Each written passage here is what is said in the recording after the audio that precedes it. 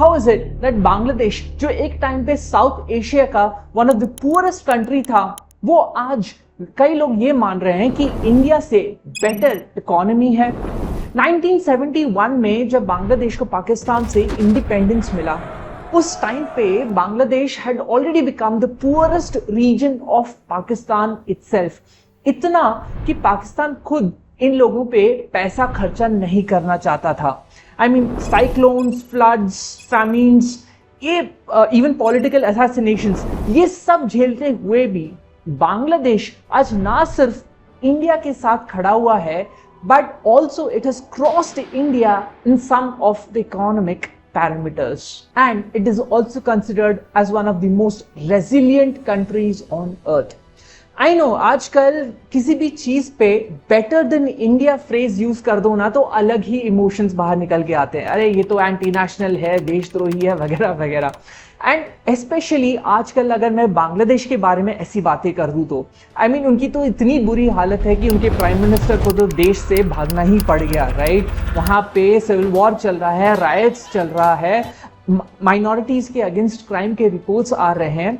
इस सब के बीच में क्या मैं ये ऐसा कह सकता हूं कि Bangladesh in terms of economy has perform better than India in some of the aspects.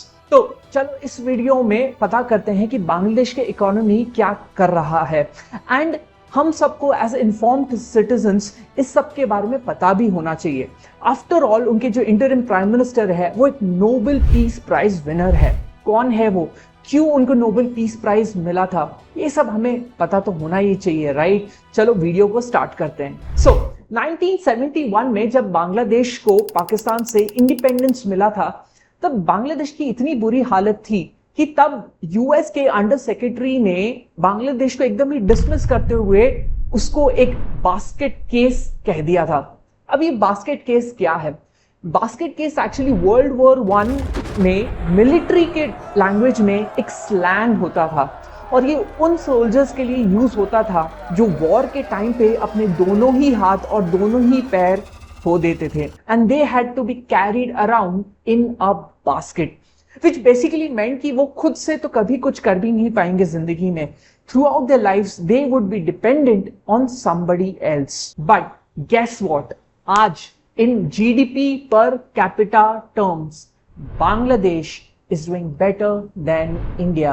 It is richer than India. And I think ये जो GDP पर कैपिटा है, मतलब एक एवरेज बांग्लादेशी कितना अमीर है कंपेयर टू एन इंडिया। तो जीडीपी पर कैपिटा टर्म्स में जब बांग्लादेश ने क्रॉस किया इंडिया को, I think it was around 2020, it was a wake up call for India. अब ये सब दिखाने का पर्पस ये नहीं है कि मैं इंडिया को नीचे दिखाना चाहता हूं, right. Who would want that, after all I am an Indian, right. ये सब दिखाने का पर्पस बस इतना है कि we should also be appreciating what Bangladesh has achieved in these years. After all उनको भी इंडिपेंडेंस हमसे 25 साल बाद मिला, राइट। एंड इतने टाइम में अगर जीडीपी पर कैपिटा में वो हमको क्रॉस करते हैं, इट्स अ बिग अचीवमेंट। अब ये भी बात सच है कि जब भी पर कैपिटा वाले कोई भी पैरामीटर्स की बात होती है तो कई लोग ये कहते हैं कि अरे यार इंडिया का पॉपुलेशन ही इतना ज्यादा है, तो इसलिए पर कैपिटा वाले नंबर्स में इंडिया कभी भी आगे आ ही नहीं सकता। But wait, hold on, let's check out what economist Maitri Ghatak of London School of Economics had to say in a seminar in University of Hyderabad recently. So 1990s में India in terms of GDP लगभग 17th position में था। Today it has reached 5th position. उसी time में China move from 11th position to the 2nd position in the world, और GDP per capita terms में India सिर्फ 161st से 159th position तक ही पहुंच पाया है, जबकि उसी टाइम में China has moved from 158th to 75th position in the world in terms of GDP per capita. तो क्या हम ये बहाना मार सकते हैं कि पर कैपिटा टर्म्स में हम let's not get there, let's not get into those numbers? नहीं, right? So बांग्लादेश का भी in terms of GDP per capita crossing India मेरे हिसाब से is a huge achievement. अब इसके कुछ और भी reasons है। अब देखिए, इंडिया जो भी हिस्ट्री शेयर करता है, राइट, जो भी इकोनॉमिक डिवास्टेशन हुआ हमारा under the British rule, Bangladesh also share the same history. After all India ही तो था वो। बट हम तो 1947 इनसे अलग हो गए, लेकिन बांग्लादेश तो पाकिस्तान के साथ जुड़ा था टिल 1971। और पाकिस्तान था तो एक ही country on the basis of religion, but it was divided into two parts based on language. And of course इतना बड़ा इंडिया था बीच में, और जो पाकिस्तान था that was being ruled from Karachi, right. And these people had absolutely no interest in East Pakistan. 1970 में जब East Pakistan was hit with one of the worst cyclone in human history, लगभग 5 लाख लोग had lost their lives. The Pakistan government didn't care about them, right?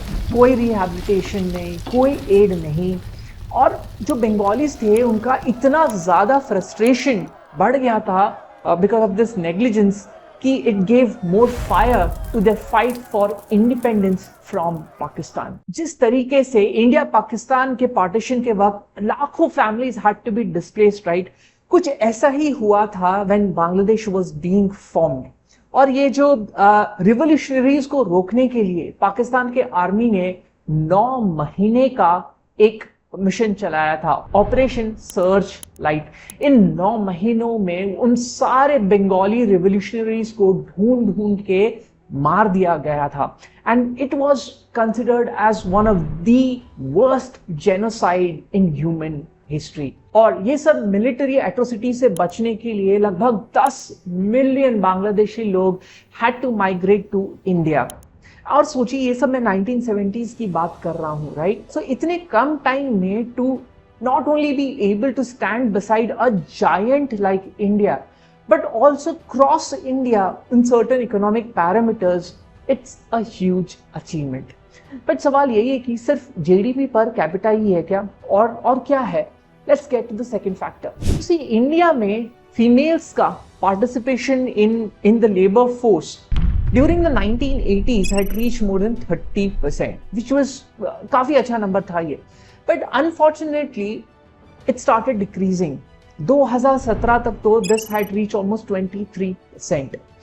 But Bangladesh भी तो देखा जाए तो it had started similarly, right? India से ही तो अलग हुआ था। But during the 1970s and 80s, this number reached almost 40% in Bangladesh, and during its journey it surpassed India in female labor force participation rate. हाँ, अब पिछले कुछ recent years में the story has changed, but I will come to it later. But पहले जानते हैं कि बांग्लादेश ने ये अचीव कैसे किया। और मेरे हिसाब से there were 3 major things that happened in Bangladesh. So India की तरह ही Bangladesh had started with a very socialist government, right? बहुत कुछ वहाँ पे nationalize कर दिया गया। But they pretty soon realized कि ये चलने नहीं वाला, and suddenly privatization and capitalism happened in Bangladesh. But ये सब process में there is one thing that they gave a lot of importance to. That was participation of females in the economy. और इस चीज में one of the biggest success stories that came out of Bangladesh was the Bangladesh Rural Advancement Committee और BRAC. Brake start हुआ था around 1972 में, जब जो बांग्लादेश लिबरेशन वॉर के जो रिटर्निंग रेफ्यूजीज थे उनके रिहैबिलिटेशन में मदद करने के लिए। Today BRAC is present throughout Bangladesh and in more than 60-70 countries throughout the world, and it is one of the largest NGO and some consider it as one of the most influential NGOs in the world. But what is important here is कि उनके more than 1 lakh employees में से more than 70% are women. 70%. Bangladesh के इस social upliftment में NGOs का बहुत बड़ा रोल रहा है। बहुत सारे सोशल इनोवेशन किए गए, सोशल एक्सपेरिमेंटेशन किए गए to focus on the upliftment of women in Bangladesh. आप लोग को क्या लगता है कि इंडिया में क्या ऐसे सक्सेसफुल प्रोग्राम्स रहे हैं, सक्सेसफुल स्कीम्स रहे हैं focused on the upliftment of rural women in India? अगर ऐसा कुछ है तो प्लीज हम सबके साथ शेयर करिए इन द कमेंट सेक्शन। और आगे बढ़ने से पहले अगर आपको ऐसे इंटरेस्टिंग इकोनॉमिक स्टोरीज और अनबायस्ड इकोनॉमिक स्टोरीज, क्योंकि मैं सारे stories purely based on data आपके सामने रखता हूं, ऐसे अच्छा लगता है, जरूर इस वीडियो को लाइक करिए and show your support by subscribing to this channel. Moving on quickly, 1974 में जब बांग्लादेश जूझ रहा था with one of the worst famine of the 20th century, उस टाइम पे डॉक्टर मोहम्मद यूनुस, वही डॉक्टर मोहम्मद यूनुस जो आज बांग्लादेश के इंटरिम प्राइम मिनिस्टर है, उन्होंने कुछ 42 फैमिलीज को $27 लोन दिया था to start their own little business, so that वो अपना लाइवलीहुड सस्टेन कर पाए और भारी इंटरेस्ट ना देना पड़े उनको to other sources of lending money. This was the beginning of Nobel Peace Prize winning Grameen Bank. ग्रामीण बैंक का स्पेशलिटी था, as its name suggests, कि वो रूरल पुअर को बिना किसी कोलैटरल के लोन देता है। ग्रामीण बैंक की कई सक्सेसफुल स्कीम्स थे, जैसे वो जो बेगर्स थे उनको वो इंटरेस्ट फ्री लोन्स देते थे so that they don't have to beg any more, and also they could start the little own businesses, sustain their livelihood. आज Grameen bank has more than 1 crore borrowers, but ये सब मैं इस context में क्यों बता रहा हूं? इस कॉन्टेक्स्ट में इसलिए बता रहा हूं क्योंकि 97% ऑफ बोरोअर्स ऑफ ग्रामीण बैंक आर फीमेल्स। यस, 97%। सो बांग्लादेश में ये using of this microfinance for the upliftment of women एक बहुत बड़ा सक्सेस स्टोरी है। दुनिया भर में इसको एज केस स्टडी देखा जाता है। क्या इंडिया में ऐसे सक्सेसफुल स्टोरीज रहे हैं focused on women? Please comments में बताइए। Moving on to the third factor. So around 1980s जब बांग्लादेश गरीबी, अनएम्प्लॉयमेंट जैसी चीजों से जूझ रहा था, it saw a silver lining. Neighbours China और वियतनाम के गारमेंट मैन्युफैक्चरिंग के सक्सेस को देखकर बांग्लादेश लोगों ने सोचा, तो व्हाई नॉट, हम भी तो कर सकते हैं। But surprising part here was that Bangladesh खुद इतना ना कॉटन प्रोड्यूस करता था, ना बांग्लादेशी लोगों के पास इतना कैपिटल था, but with governments support a new wave of entrepreneurship started in Bangladesh in the ready-made garments industry, or as it is called RMG, and today it has crossed Vietnam, and Bangladesh is the world's second largest exporter of ready-made garments throughout the world. जितने भी बड़े brands हैं, H&M, Zara, सारे source करते हैं from Bangladesh. ये जो textiles और अपैरल इंडस्ट्री है, ये बांग्लादेश में इतना बड़ा है कि more than 20% of the GDP comes from this industry. सोचिए जो टोटल एक्सपोर्ट्स है बांग्लादेश का, more than 85% of it is garments. But again, ये सबका रेलेवेंस क्या है? ये सबका रेलेवेंस इस कॉन्टेक्स्ट में ये है कि during 1980s of the total employees in the industry were women. More than 80% employees were women. 80%. और एक ऐसा इंडस्ट्री था जहां पे जो वेजेस थे way much higher than what agricultural sources of income could generate. सोचिए कितना बड़ा इंपैक्ट रहा होगा in the upliftment of women because of this ready-made garments industry in Bangladesh, which flourished because of government's support. Now, of course, story again पिछले कुछ सालों में change रहा है.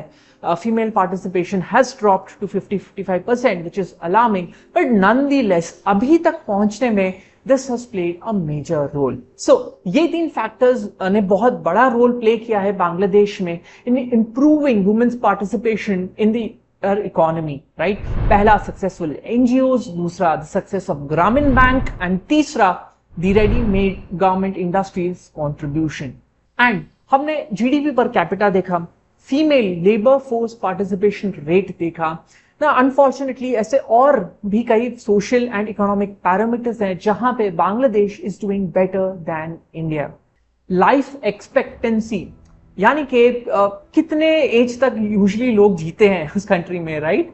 बांग्लादेश में life expectancy is actually better than India right now. वहां पे it's about 73, India में it's still around 67।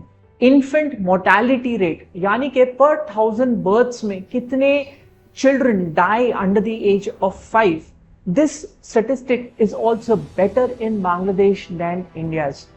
And you should consider it as even a bigger achievement क्योंकि 1970s में जब बांग्लादेश को एक बास्केट केस बोला गया था तब ये नंबर था 158 for Bangladesh. Now it is better than India's. Bangladesh का जो फर्टिलिटी रेट है यानी कि नंबर ऑफ किड्स पर women is lower than India. And for a Muslim country to have a fertility rate lower than India is quite an achievement, right? Bangladesh का इस economic success के लिए वो बहुत क्रेडिट देते हैं आप to the success of their NGOs, to the government policies, the way the policies were implemented, the way awareness was spread, and a lot of foreign aid. India का one of the top economic achievements माना जाता है its amazing GDP growth rate. Bangladesh का भी पिछले 10 सालों में average GDP growth rate रहा है 6.5%, which is quite impressive, right? It's almost comparable to India. हाँ, of course, कुछ recent years में it has faltered, but पिछले 10 सालों में देखें तो average is pretty good. In recent years, Bangladesh has become the victim of its own success. मैंने आपको बताया राइट कि कितना एक्सपोर्ट डिपेंडेंट है. Unfortunately, in the recent years, their exports has been falling.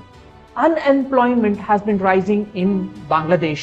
और इसी सब रीजंस के वजह से जब बांग्लादेश में यह नया कोटा सिस्टम इंट्रोड्यूस किया गया to give quotas to the families of freedom fighters, emotions erupted. वहां पे राइट्स चालू हो गए, वहां पे इसीलिए the prime minister had to flee from the country, right? और माइनॉरिटीज के अगेंस्ट भी क्राइम्स के रिपोर्ट्स आ रहे हैं which should be condemned. But nonetheless, Do you think that Bangladesh reaching here, I mean, अब इंडिया के साथ ऑलमोस्ट बराबर में खड़ा है, other than the GDP size, क्योंकि इंडिया इतना है ही, इतना बड़ा country, it's a remarkable achievement for a country like Bangladesh. Do you agree with me? And do you think कि बांग्लादेश के इस सक्सेस से हमें कुछ चीजें सीखनी चाहिए? कमेंट्स में जरूर बताइए. See you later.